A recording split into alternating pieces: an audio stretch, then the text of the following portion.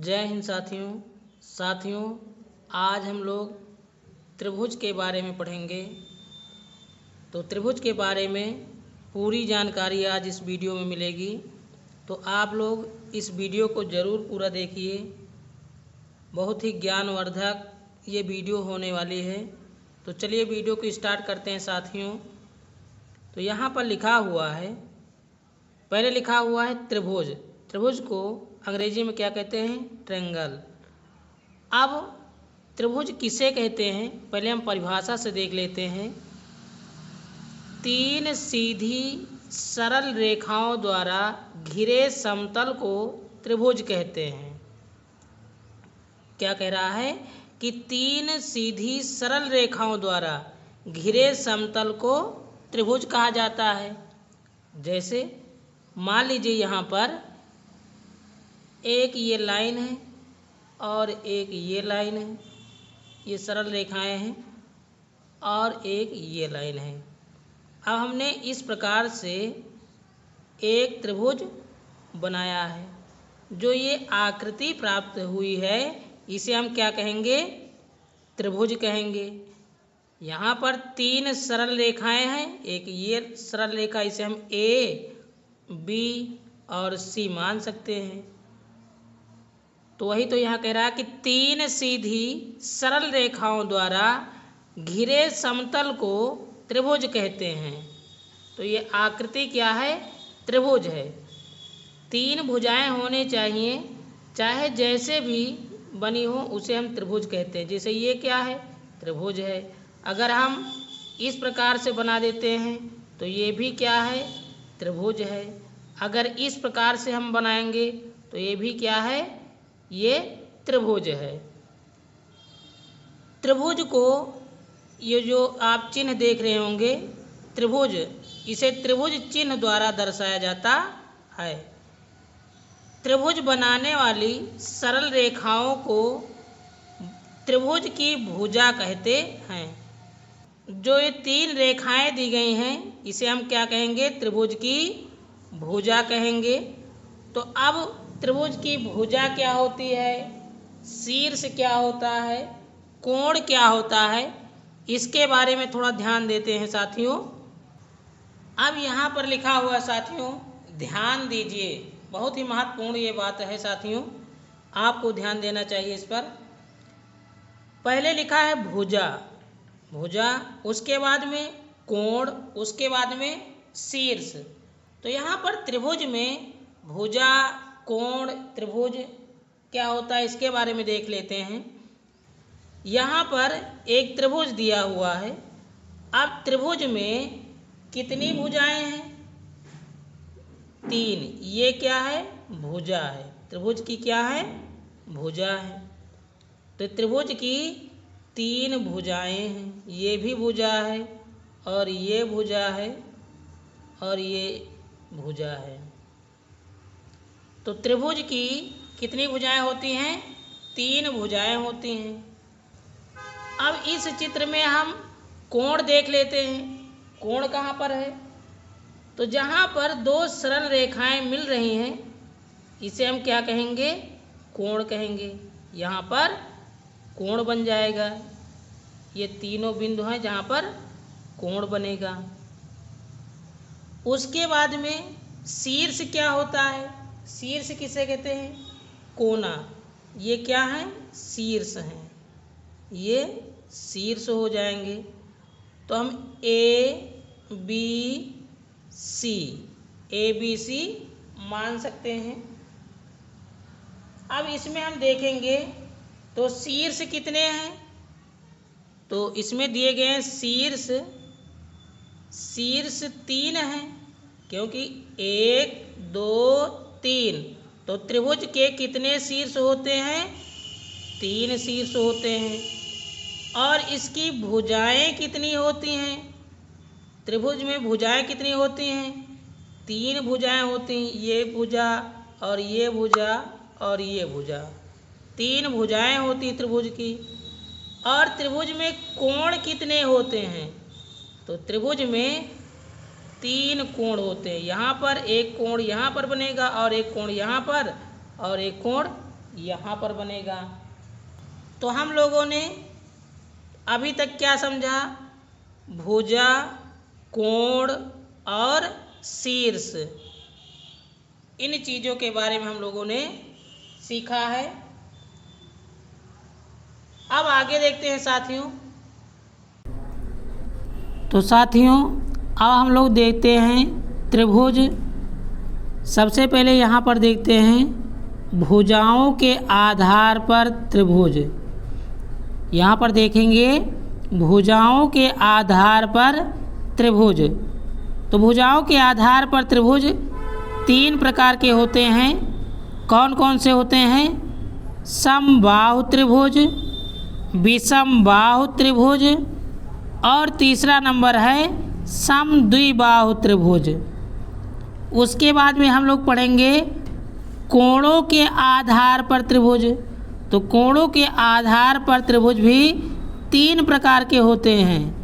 न्यून कोण त्रिभुज, समकोण त्रिभुज और अधिक कोण त्रिभुज। तो हम क्या पढ़ेंगे आज? भुजाओं के आधार पर त्रिभुज और कोणों के आधार पर त्रिभुज। तो भुजाओं के आधार पर त्रिभुज 3 प्रकार के होते हैं और कोणों के आधार पर त्रिभुज 3 प्रकार के होते हैं। तो आज हम इन सभी त्रिभुजों के बारे में विस्तार पूर्वक चर्चा करेंगे। तो आप लोग पूरा वीडियो ज़रूर देखिए साथियों। अब यहाँ पर देखते हैं साथियों, भुजाओं के आधार पर त्रिभुज 3 प्रकार के होते हैं।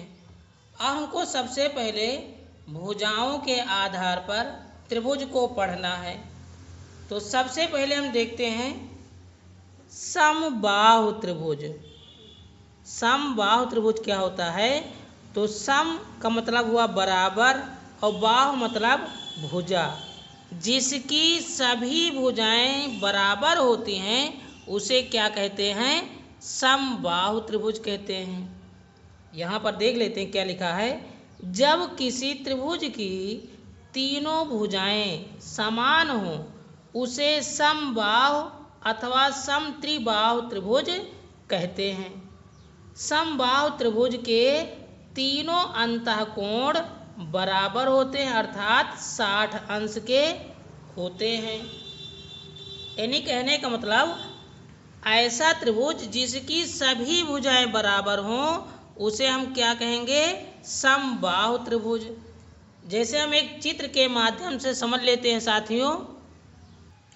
अब यहाँ पर एक आकृति दी गई है जो कि त्रिभुज की आकृति है। तो यहाँ पर ये कैसा त्रिभुज है? समबाहु त्रिभुज है। जैसे मान लीजिए यहाँ पर ये 6 सेमी है, तो 6 सेमी ये भी भुजा होगी और 6 सेमी ये भी भुजा होगी। तो तीनों भुजाएं यदि बराबर हैं तो उसे हम क्या कहेंगे? समबाहु त्रिभुज। और यहाँ पर जब तीनों भुजाएं बराबर होंगी तो प्रत्येक अंतःकोण, यहाँ पर जो कोण बनेगा कितने अंश का होगा? 60 अंश का होगा। तीनों कोण 60 अंश के होंगे यहाँ पर और तीनों भुजाएं बराबर होंगी। तो इसे हम क्या कहेंगे? समबाहु त्रिभुज। अर्थात सम माने बराबर, बाहु माने भुजा। जिसकी सभी भुजाएं बराबर हों उसे क्या कहेंगे? समबाहु त्रिभुज। तो पहला त्रिभुज आप लोगों को समझ में आया होगा साथियों। अभी हम किसके आधार पर पढ़ रहे हैं? भुजाओं के आधार पर 3 प्रकार के त्रिभुज होते हैं। तो हमने पहला पढ़ लिया है, अभी 2 और पढ़ने हैं। तो अब आगे चलते हैं साथियों। अब हम लोग देखते हैं विषमबाहु त्रिभुज। विषमबाहु त्रिभुज क्या होता है? यहाँ पर हम देखते हैं विषम और बाहु। तो विषम का मतलब ये हुआ असमान, मतलब बराबर नहीं होती हैं। तो यहाँ परिभाषा से देख लेते हैं। असमान लंबाई की भुजाओं वाले त्रिभुज को विषमबाहु त्रिभुज कहते हैं। अर्थात विषम बाहु त्रिभुज की कोई भी भुजा दूसरी भुजा के बराबर नहीं होती है। अर्थात यहाँ कहने का मतलब कि तीन भुजाएं त्रिभुज में होती हैं, त्रिभुज में तीन भुजाएं होती हैं, लेकिन तीनों भुजाएं अलग अलग माप की होती हैं।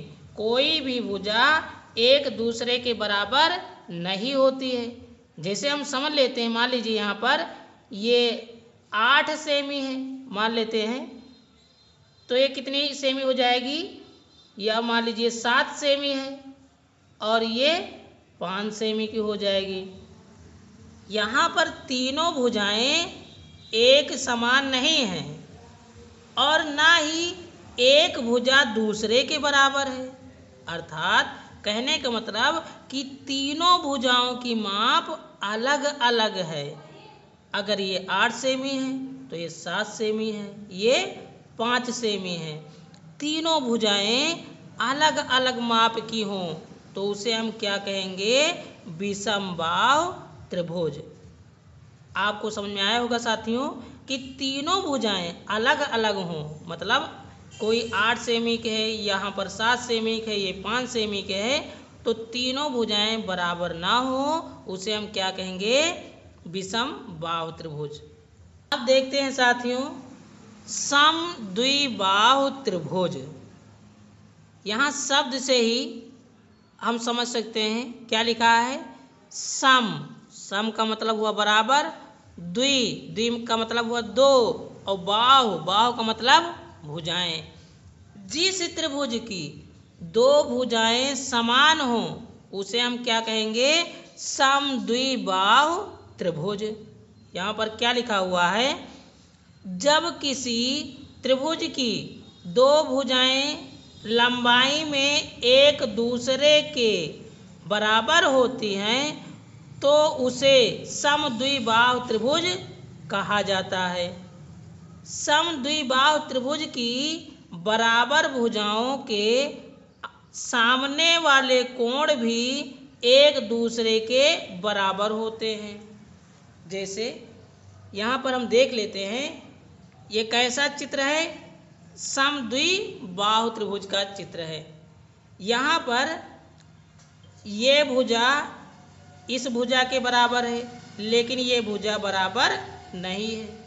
यहाँ पर दो भुजाएं बराबर हैं, मान लीजिए अगर ये 5 सेमी की है तो ये भी 5 सेमी की हो जाएगी, लेकिन ये माप अलग हो जाएगी। मान लीजिए ये 8 सेमी की है, तो यहाँ पर दो भुजाएं तो बराबर हैं लेकिन तीसरी भुजा बराबर नहीं है। अब यहाँ पर जब दोनों भुजाएं बराबर हैं और एक भुजा बराबर नहीं है तो इसे हम क्या कहेंगे, समद्विबाहु त्रिभुज कहेंगे। तो वह त्रिभुज जिसकी दो भुजाएं, कोई भी दो भुजाएं, चाहे ये बराबर हो जाती, अगर अभी ये नहीं बराबर, मान लीजिए ये बराबर हो जाती, ये बराबर नहीं होती, तो कोई भी त्रिभुज में कोई भी दो भुजाएं बराबर हों लेकिन तीसरी भुजा बराबर ना हो उसे हम क्या कहेंगे, समद्विबाहु त्रिभुज कहा जाएगा साथियों।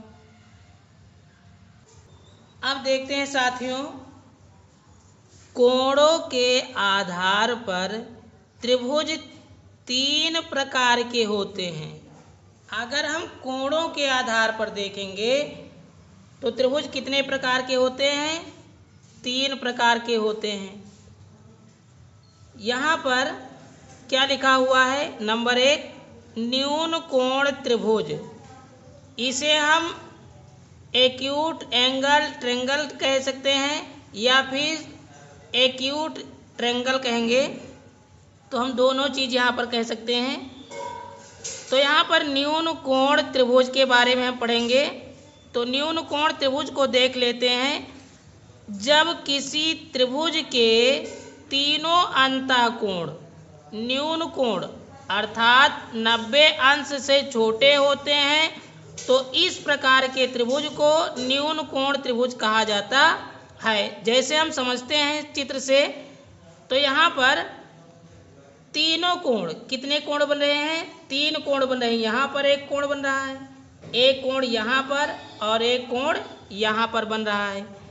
तो तीनों कोण न्यून कोण होने चाहिए, अर्थात 90 अंश से छोटे होने चाहिए। तो यहाँ पर अगर हम देखते हैं तो ये कोण कितना है? 90 अंश से कम है, और ये भी कोण 90 अंश से कम है, और ये भी कोण क्या है? 90 अंश से कम है। तो यहाँ पर तीनों कोण क्या हैं? 90 अंश से छोटे हैं। इसे ही हम क्या कहेंगे? न्यून कोण त्रिभुज कहा जाएगा। समकोण त्रिभुज। समकोण त्रिभुज, जिस त्रिभुज का एक कोण समकोण हो, अर्थात 90 अंश का हो, तो उसे क्या कहेंगे? समकोण त्रिभुज कहते हैं। जैसे एक त्रिभुज यहाँ पर बनाया है, तो इस त्रिभुज में एक कोण कितने अंश का है? 90 अंश का है। ये कोण 90 अंश का है, तो इसे हम क्या कहेंगे? समकोण त्रिभुज। तो ए बी सी, तो जिस कोण, तो यहाँ पर देखते हैं, जिस त्रिभुज का एक कोण समकोण हो उसे समकोण त्रिभुज कहा जाता है। तो इतनी बातें आपको समझ में आई होंगी साथियों। अब अगला टाइप का त्रिभुज देखते हैं। अब यहाँ पर देखते हैं साथियों, अधिक कोण त्रिभुज।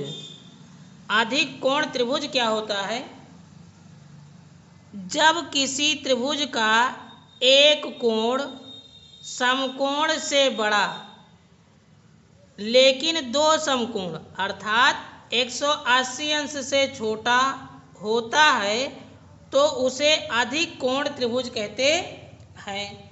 जैसे हम चित्र के माध्यम से समझ लेते हैं, तो यहाँ पर क्या कह रहा है? जब किसी त्रिभुज का एक कोण समकोण से बड़ा, तो यहाँ पर देखते हैं, तो ये 90 अंश से बड़ा है कि नहीं बड़ा है? ये जो बी कोण है ये 90 अंश से बड़ा है, लेकिन दो समकोण अर्थात 180 अंश से छोटा है। भाई 180 अंश से छोटा है, तो इसे ही क्या कहा जाएगा?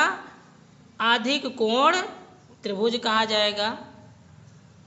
तो इतनी बातें आपको समझ में आई होंगी साथियों। तीनों अंतः कोणों का योगफल कितना होता है? 180 अंश होता है। अंतः कोण का मतलब ये हुआ, जैसे ये त्रिभुज है मान लीजिए, तो यहाँ पर अगर 60 अंश का है, तो यहाँ पर 60 अंश है, तो यहाँ पर 60 अंश है। तो अगर इनको तीनों को जोड़ा जाएगा तो कितना आएगा? 180 अंश आ जाएगा। तो उनके तीनों अंतः कोणों का योगफल कितना होता है? 180 अंश होता है। ये आपको ध्यान रखना चाहिए साथियों। तो आज का ये वीडियो कैसा लगा आपको साथियों?